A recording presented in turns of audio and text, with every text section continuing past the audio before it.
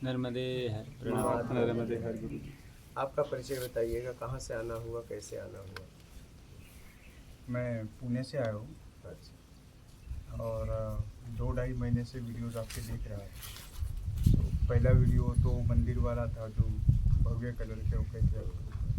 उसके बाद स्क्रॉल करता गया और नए नए वीडियोस आते गए सामने। अ, पिछले कुछ महीनों से मेरा जो रुचि है इस चीज़ों में, अध्यात्म में ज़्यादा बढ़ी थी। मतलब बचपन से 20-25 साल का था तब भी चल रहा था। फिर बाद में शादी वगैरह के बाद में थोड़ा सा भूल गया। बट कुछ सालों से थोड़ा सा उलट पुलट चल रहा है लाइफ में। तो ऐसा सोचते सोचते मैं सोच रहा था कि क्यों हो रहा है, कैसे हो रहा है समथिंग। सो वो चलते चलते वापस आध्यात्म की तरफ रुचि आ गई। और मैंने कहीं ना कहीं ऐसा प्रार्थना की थी कि मुझे कोई ऐसे योग्य गुरु दिखा दो कि जो सामने आदर्श हो, मेरे जीवित गुरु हो, कि जो आदर्श मेरे वगैरह। ऐसे मैं प्रकृति से प्रार्थना की थी। और ऐसे करते करते मुझे आपका पहला वीडियो दिखा। मुझे लगा शायद किसी ने जैसे वो फेमस करने के लिए बनाते इस टाइप से बनाया होगा। तो फिर मैंने इग्नोर किया, पहले 1-2 बार इग्नोर किया। फिर वो बार बार आता गया। तो मैं बोला नहीं, ये अगर ये बार बार आ रहा है तो कुछ ना कुछ है। सो मैं वो ढूंढता गया। और जो चीज़ें आपने 2-3 चीज़ें बताई है जो सिंपल वे में कि सत्कर्म करो, बेईमानी से दूर, और योग्यता से ज़्यादा की इच्छा, और अपेक्षा नहीं करना, किसी से उम्मीद नहीं करना, है ना। तो ये चीज़ें तो मतलब बचपन से सीखते आ रहे हैं। टीचर्स ने वगैरह ये बताते हैं सब, सत्कर्म करो ये वो। बट उस टाइम पे जो आपने बोली थी, और मैंने जस्ट 1 मिनट के लिए और 20 सेकंड के लिए, 30 सेकंड के लिए जस्ट भाव कर लिया था कि हाँ चलो, मुझे कुछ नहीं चाहिए, ना किसी से कुछ नहीं चाहिए, समथिंग रहता है। तो बट वो सेकंड में उस टाइम पे जो मुझे क्लिक हुआ, सो उसके बाद से फिर मैं आपके हर एक वीडियो जो है देखता गया। मन में ऐसे बहुत सारे सवाल भी कभी कभी आते ही गए। बट सवाल आते गए तो अगले वीडियो में उसका उत्तर भी मिल जाता था, अपने आप ही मिल जाता था।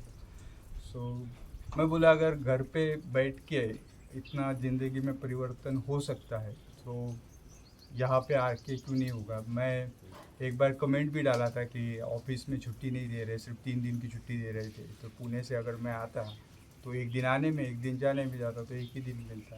तो मन ही मन मैंने प्रार्थना की आपसे, और ईश्वर से भी प्रार्थना की कि कुछ करो, मेरे को थोड़ा ज़्यादा दिन, 4-5 दिन तो भी कम से कम रहना है। तो ऐसा हुआ कि जॉब ही चली गई। सही कर दिया। सही कर दिया बिल्कुल ही।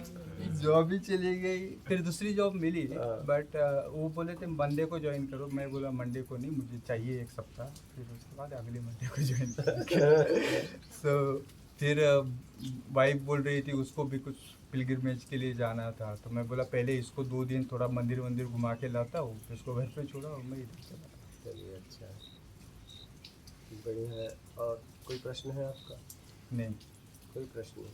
फिलहाल समझ में भी तो आ गया है। नहीं, समझ में नहीं। तो थोड़ा तो इतना तो आसानी से नहीं समझ में आएगा। जस्ट उसको जीवन में लाने की कोशिश कर रहे नहीं तो हैं। अब तो मतलब आपको आचरण में उतारना है, आचरण में। जीवंत होकर जीना है।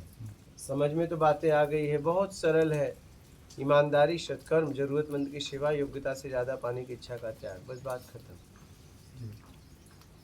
सिद्धना करते हुए निकल जाओ और कर लो अपना आत्मिक कल्याण। ये आपके हाथ में है, ये पूरी तरह आपके हाथ में है और किसी के हाथ में नहीं। आप ही आपको करवा सकते हो, क्योंकि ये मानसिक यात्रा है, शारीरिक यात्रा नहीं। शारीरिक यात्रा में लोग आपकी मदद करेंगे, लेकिन मानसिक यात्रा में बस आपको बता देंगे, वो भी गुरु, कि कैसे कैसे ये करके और मानसिक छूट सकते हो। क्या, कैसे कैसे आप क्या करो कि आपका मानसिक बंधन छूट जाए, ये गुरु बताता है। तो इन सब बातों को समझकर, सत्संग को समझकर और आगे बढ़ जाओ, अपना आत्मिक कल्याण कर लो। ठीक है, बात करो।